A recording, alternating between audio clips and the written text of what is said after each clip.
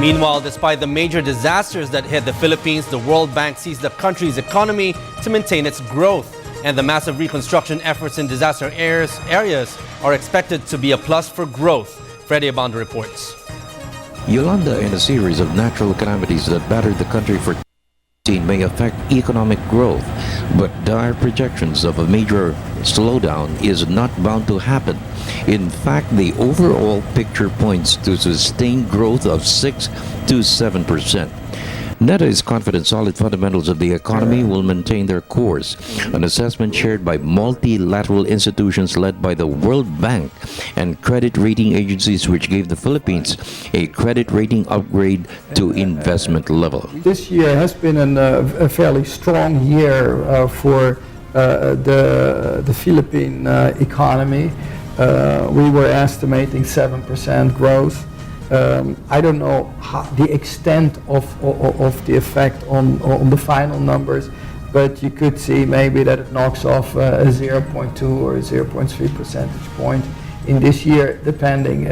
Next year it will depend really on the growth enhancing and growth reducing effect. The growth reducing effect was, of course, the damage itself caused.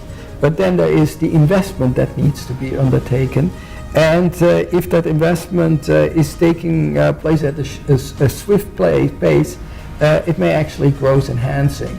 And I think still stays out. What is, I think, important to emphasize, luckily the Philippines has had strong macro fundamentals, recognized also by its upgrade in to investment grade status this year by the three rating agencies.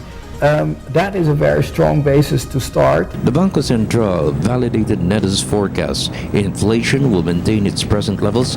The government will continue to maintain its fiscal space in spending. Dollar reserves are expected to gain with the growing remittances of overseas Filipino workers. The banking system is stable and strong. Recovery and reconstruction for Yolanda devastated areas in the Visayan region may be a major plus.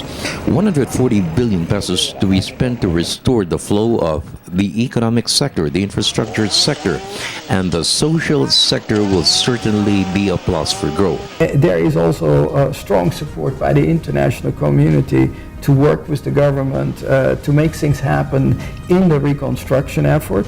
So on that basis, I'm optimistic that we hopefully are going to be on a good start, and I think nothing less is expected from the communities. This is a to actually to rebuild, and as the government to rebuild even better.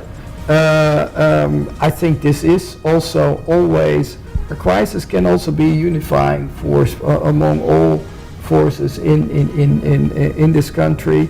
And I think we need to stay focused on the reconstruction and helping people. And certainly the international community and certainly the World Bank is very much focused on this. For the People's Television Network, this is Freddy Abando reporting.